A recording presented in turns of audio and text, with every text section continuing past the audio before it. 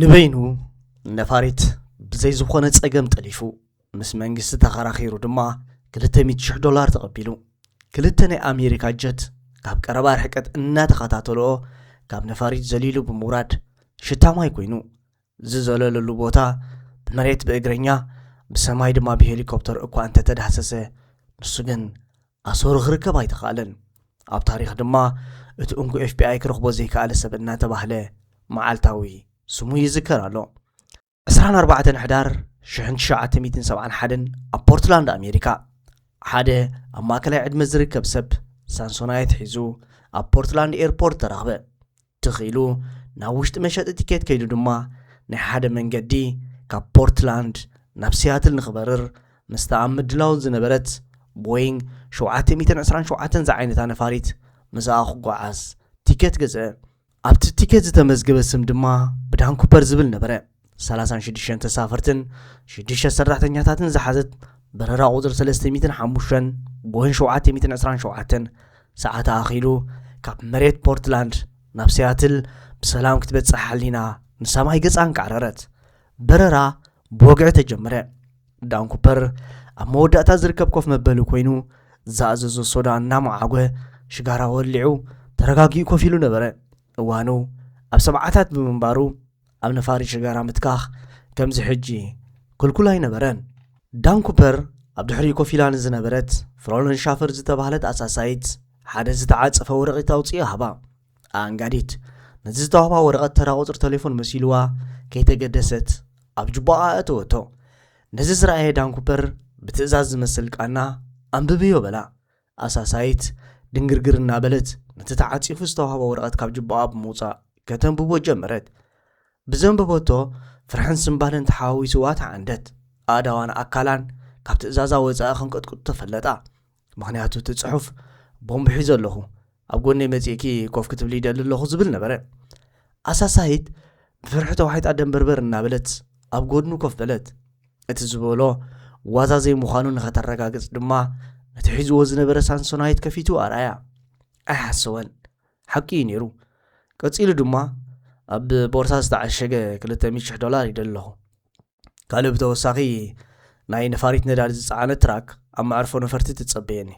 ካልእ ምስኡ ድማ 4 ጃንጥላ ይዳለወለይ። እዚ ምስ ዘይትግበር ግን እዛ ነፋሪት ኣብ ምድረከይ ዓለበት ናብ ሓሙኽቲ ክቕይረ ብምባል ኣዘዘ። ኣሳሳይት ትእዛዝ ኩፐር ናብ ኣበረርቲ ኣመሓላለፈት። ናብ ሲያትል ዝርከብ ላዳር ነቲ መልእኽቲ ከም ዘለዎ መሓላለፎ። መዕርፎ ነፈርቲ ሲያትል ጉዳዩ ናብ FBI ኣሰጋገሮ። FBI ድማ ኣዳልውሉ ሓፂር ንጹርን ትእዛዝ ኣመሓላለፈ። ብወግዒ ድማ ናብቲ ጸወታ ተሓወሰ። እቲ በረራ 15 ደቓይቕ ጥራይ ዝወስድ ብምንባሩ ትእዛዝ ኩፐር ክሳብ ዝፍጸም እታ ነፋሪት ኣብ ሰማያት ሲያትል ከም እትዝንቢ ተገብረ። 200,000 ካብ ባንክ ጃንጥላ ካብ መሰልጠኒ ማዓስከርን ነዳዲ ዝፀዓና መካይን መዕርፎ ነፈርቲ ሲያትል በጽሓ። ንኩፐር ድማ ተሓበሮ። ኩፐር ካብ ዝተመደበላ ሰዓት ን2 ሰዓታት ዝደንጎየት ነፋሪት ንኽትዓለብ ፍቓድ ሃበ። ዞን ክትብል ዝጸንሐት ነፋሪት ድማ ብሰላም ዓለበት። ኩፐር ነቲ ኣሳሳይት ሰዲዱ ዝኣዘዞ ንብረት ካብ ኢድ FBI ተቐበለ። ኩሉ ዝኣዘዞ ከም ዝተረከበ ምስ ኣረጋገጸ ድማ ኩሎም ተሳፈርትን 2 ሰራሕተኛታትን ጥራይ ክወርዱ ቀጠልያ መብራህቲ ወላዓሎም። ንሱን ካልኦት 4 ሰራሕተኛታትን ዝሓዘት ነፋሪት ድማ ኣብ ዘላቶ ነዳዲ መለአት። ነፋሪት ነዳዲ ድሕሪ መምላኣ ብትሕቲ 10,000 ጫማ ናብ ሜክሲኮ ሲቲ ክትበርር ማእከላይ ማዕጾታ ነፋሪት ክፉት ክኸውን ኣዘዘ። ኣበረርቲ ንጠለቡ ብዘይ ዝኾነ ጸገም ተቐበሉ። ኮይኑ ግን 2 ጠለብ ኩፐር ንምትግባሮም ከበድቲ ነበሩ።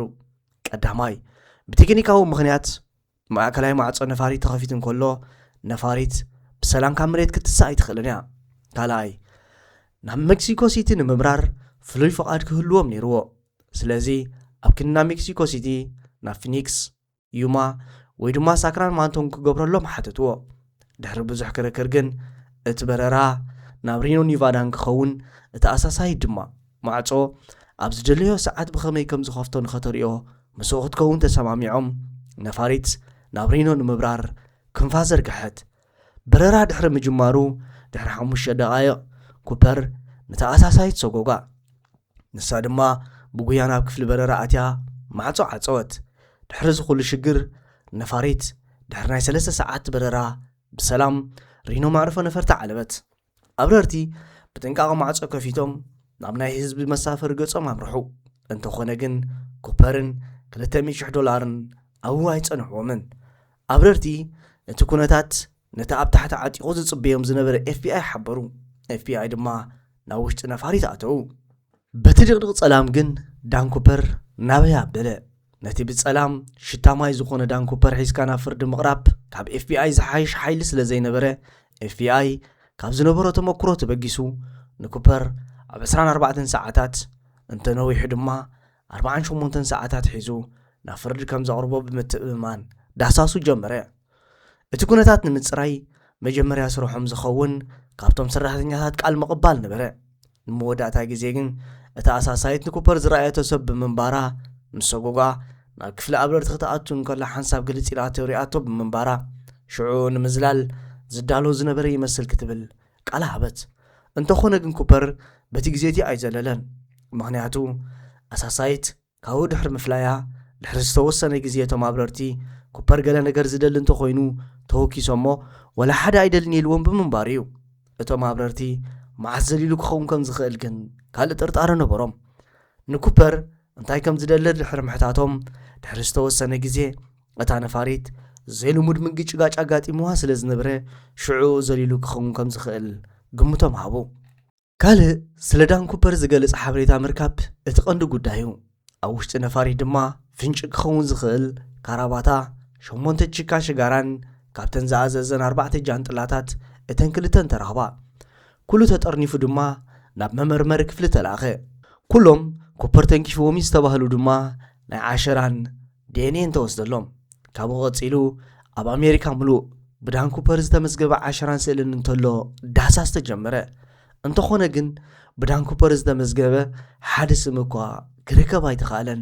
ስለዚ ናይ ዳን ኩፐር ስእሊ ንምርካብ ሓደ ኣማራፂ ጥራይ ተረፈ። ናይ ዳን ኩፐር ስእሊ ብክኢላታት ሰብ ሞያ ምሳል። በዚ መሰረት ድማ ኣለዉ ዝተባህሉ ሰብ ሞያ ተጸውዑ።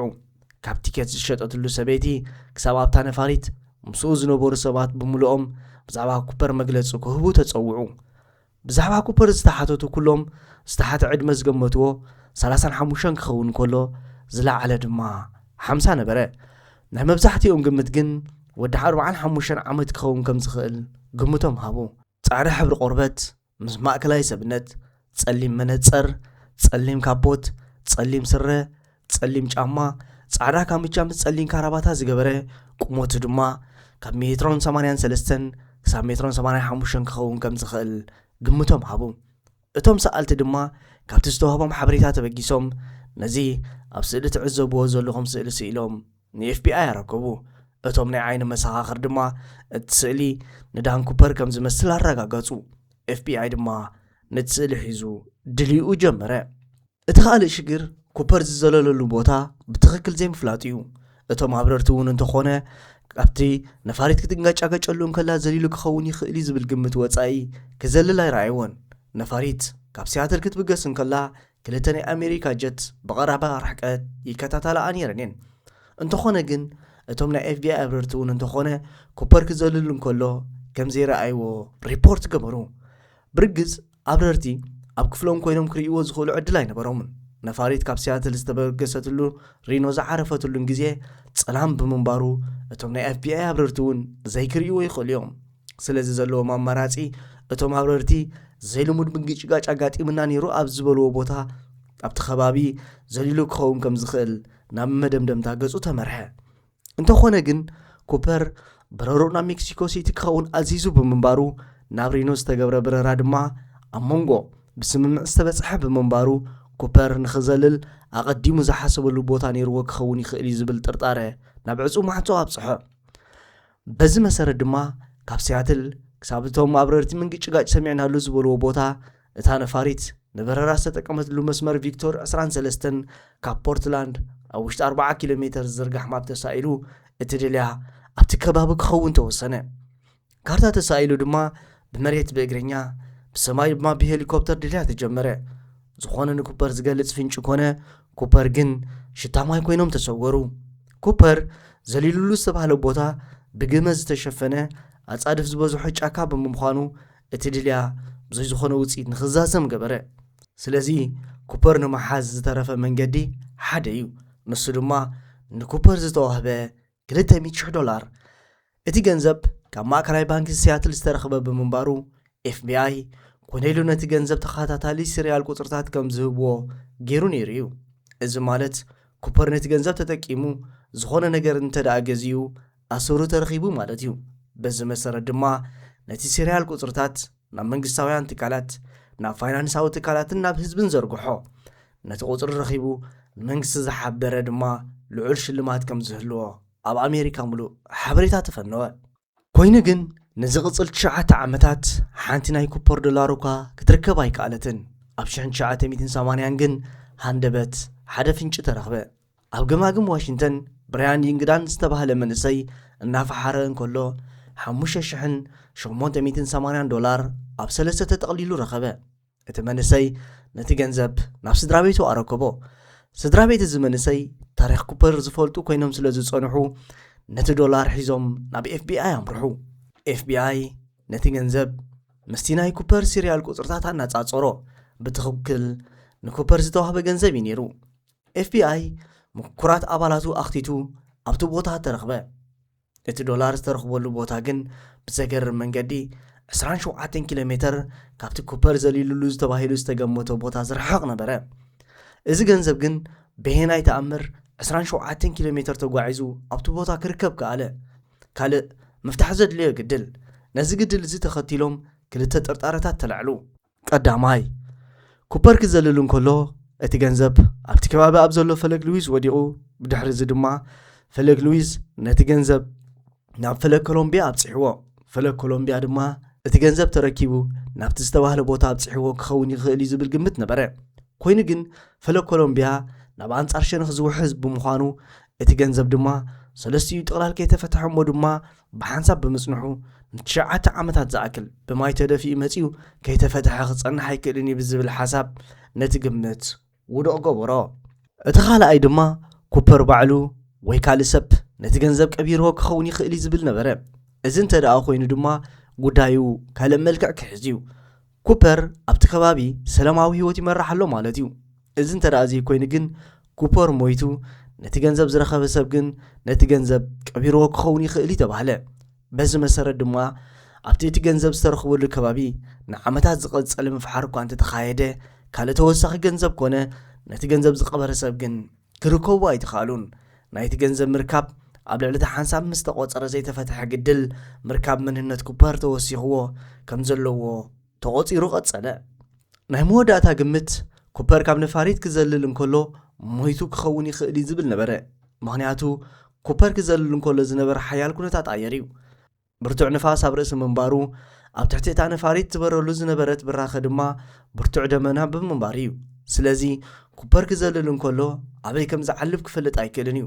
ብተወሳኺ ድማ ንኩፐር ዝተዋህቡ 4 ጃንጥላታት እተን 2 ተራ ኣብ እዋን ምዝንጋዕ ትዘለለን ብምንባረን እየን። እተን 2 ድማ ናይ ኣሜሪካ ኣየር ወለድ ዝጥቀምሉ ንምዝላል ሙሉእ ውሕስነት ከም ዘለዎ ዝተረጋገፀን ጃንጥላ ነበረ። ኣብ ርእሲ እዚ ድማ እቲ ሓንቲ ጃንጥላ ዘይትሰርሕ ነበረት። ስለዚ ኩፐር ነቲ ናይ ኣሜሪካ ናይ ኣየር ወለድ ጃንጥላ ብምምራፁ ምርጭኡ ጌጋ እዩ ነይሩ። ምኽንያቱ ኣረጊት ብምንባሩ ወይ ድማ ኩፐር ብልዑል ክእለት ዝሰልጠነ እንታይ ይገብር ዝፈልጥ ሰብ ክኸውን ኣለዎ። ክዘልል እንከሎ ሓንቲ ጃንጥላ ጥራይ ስለ ዝጥቀም ነታ ደሓን ዝኾነት መዝለሊ ነታ ዝተበላሸወ ድማ ነቲ ገንዘብ መጠርነፍ ተጠቂሙሉ ክኸውን ይኽእል እዩ። ስለዚ ኩፐር ሓደ ካብ ሓይሊ ኣየር ኣሜሪካ ክኸውን ይኽእል እዩ ዝብል ካልእ ግምት ተወልደ። ነዚ ግምት ክድርዑ ዝኽእሉ ድማ ነፋሪት ኣብ ሲያትል ኣብቲ ዝንብየሉ ዝነበረት እዋን ኩፐር ነቶም ኣብረርቲ ሓይሊ ኣየር ማክሮንድ ካብዚ 20 ኪሎ ሜትር ርሒቑ ከም ዝርከብ ይፈልጥ የልዎም ብምንባር እዩ። ኩፐር ዝጠለፋ ነፋሪት ድማ ቦይንግ 727 ብምዃና ድማ ነዚ ጥርጣሬ ዝያዳ ናብ ሓቂ ኣጸግዖ። ምኽንያቱ ቦይንግ 727 ካብ ካልኦት ናይ ህዝቢ ነፈርቲ ፍልይ ዝበለት ዝገብራ ኩፐር ዘሊሉሉ ዝተባህለ ማዕጾ ንኸምኡ ዕላማ ዝተሰርሐ ንምዝላል ምቹእ ብምዃኑ እዩ። ኣሜሪካ እውን ኣብ ኩናት ቪየትናም ወተሃደራት ካብ ላዕሊ ንምውራድ ትጥቀመሉ ነይራ እያ። ስለዚ ኩፐር ዝፈልጣ ነፋሪት ዝፈልጦ መዝለልን ተጠቂሙ ብሰላም ኣምሊጡ ክኸውን ይኽእል እዩ ተባሂሉ እውን ይግመት እዩ። ካልእ ኩፐር ስለ ነፋሪትን ስለቲ ከባብን እኹል ፍልጠት ከም ዝነበሩ ኣመስኪሩ እዩ በተወሳኺ እውን ዓይኑ ከይርአ መነፀር ገይሩ ነይሩ እዩ ነታ ኣሳሳይት ዝሃባ ወረቐት ድሕሪ ምንባባ ምምንጣሉ ድማ ዝያዳ ጥንቁ ምዃኑ ኣመስከረ ኮይኑ ግን ኣብ እዋን በረራ ናብ ሜክሲኮ ሲቲ ክበርር ሓሲቡ ምስማር ምስ ኣበዮ ነፋሪት ትበረሉ መስመር ብዘይ ምምራፁ ኣብቲ እዋን ምዝላል ካብ ቁርን ሓደጋን ዝከላኸለሉ ጓንትን ካስኮን ዝኣመሰሉ ነገራት ብዘይ ምእዛዙ እቲ ገንዘብ ካሽ እሞ ድማ ኣብ እዋን ዝላን ከይከብዶ ልዑል ቁፅሪ ዘለዎ ኖት ከይከውን በብ$20 ክኸውን ምእዛዙ ነቲ ናይ ስርቂ መደብ ከም ዘይሓሰበሉ ይጠርጠር እዚ ከምዚ ኢሉ እንከሎ ኩፐር ኣብ ዝጠፍኣሉ ግዜ ፖሊስ ኣብ ኣሜሪካ ናይ ዝጠፍአ ሰብ ጥርዓን ብዘይ ምቕባሉ ካልኦት ተመሳሳሊ ተግባር ዝፈጸሙ ሰባት ኣብ በበይኑ እዋናት ብፖሊስ ክተሓዙ እንከለዉ እቶም ዝበዝሑ ብሰላም ክተርፉ ብምኽኣሎም ናይ ኩፐር ዶላር ድሕሪ 9 ዓመታት ብሓድሹ ጥማሩ እውን እንተኾነ ከይተፈትሐ ብምጽንሑ ኩፐር ኣብ ኣፍንጫ FBI ሰላማዊ ህይወት ይመርሕ ከም ዝነበረ ተገመተ ንምዃኑ ግን ዳን ኩፐር ዝበሃል ስም ትክክለኛ ስም ድዩ ዳን ኩፐር ብዛዕባ ህይወት ሓደ ካናዳዊ ፓይሎት ትሕዝቶ ዘለዋ ብፍሬንች ዝተጻሕፈት ኮሜድያዊት መጽሓፍ ኣብቲ እዋን ህብብቲ ነበረት ኣብቲ እዋን እቲ ግን እታ መጽሓፍ ናብ እንግሊዝኛ ኣይተተርጎመትን ዝነበረት ኣብ ኣሜሪካ እውን ትሽየጥ ኣይነበረትን እዛ መጽሓፍ ግን ፍሬንች ብብዝሒ ኣብ ዝዝውተረላ ካናዳ ስማ ገኒኑ ነበረ ኣብ ልዕሊ እዚ ድማ ኩፐር ብገንዘብ ክደራደር እንከሎ ብናይ ኣሜሪካ ገንዘብ ይኹነለ ኢሉ ብምንባሩ ዝኾነ ኣሜሪካዊ ዶላር ኢሉ ንኽጽውዖ ኩርዓት ስለ ዝስምዖ ፍጹም ኣሜሪካውያን ዶላር ካብ ዶላር ወፃኢ ናይ ኣሜሪካ ገንዘብ ኢሎም ዘይጽውዕዎ ብምዃኖም ኣሜሪካዊ ዘይክኸውን ከም ዝኽእል ጥርጣረ ኣለዓለ ስለዚ ዳን ኩፐር ካናዳዊ ኮይኑ እቲ ስም ድማ ካብታ መጽሓፍ ዝወሰዶ ክኸውን ይኽእል ተባህለ ዳን ኩፐር ይኹም ተባሂሎም ዝተጠርጠሩ ሰባት ክሳብ 1,000 በጽሑ ካብዚኣቶም እቶም ቁሩብ ናብ ዳን ኩፐር ይቐርብዮም ዝተባህሉ ቀዳማይ ኬነት ክሪስተንሰን ኬነት ኣብ 2003 ብገዛ ሓው ናብ ፖሊስ ብዝበጽሕ ሓበሬታ ይጥርጥር ኮይኑ ኬነት ኣብ ካልኣይ ኩናት ዓለም ኣባል ሓይሊ ኣየር ነበረ እታ ዝተጠልፈት ነፋሪት ዋነታ ናይ ኖርዝ ዌስት ብምንባራ ኬነት ኣብቲ መንገዲ ኣየር ብ1953 ከም ሜካኒክ ኮይኑ ሰሪሑ ነበረ ኣብ 1971 ዕድሚኡ 41 ነበረ ጸጋማይ ብምዃኑ ድማ ኩፐር ሳንሶናይቱ ኣብ ጸጋማይ ኢዱ ሒዝዋ ብምንባሩን ኣሲርዎ ዝነበረ ካራባታ ድማ ቀለቤቱ ካብ ጸጋም ናብ የማን ብምንባሩ ጸጋማይ ኢድ ብምዃኑ ኣጠርጠሮ ኬነት ኣብ 1994 ዝሞተ ክኸውን ከሎ ክመውት እንከሎ ድማ ንሓዉ ክነግረካ ዝደሊ ምስጢር ኣሎ እንተኾነ ግን ክነግረካ ይክእልኒ ኢልዎ ነበረ ድሕሪ ሞቱ እንተኾነ እውን ልዕሊ $200 ኣብ ባንኩ ብምርካቡ ትክክለኛ ተጠርጣሪ ገበሮ ኮይኑ ግን ምስ ናይ ኩፐር ዝተባህለ ቁመት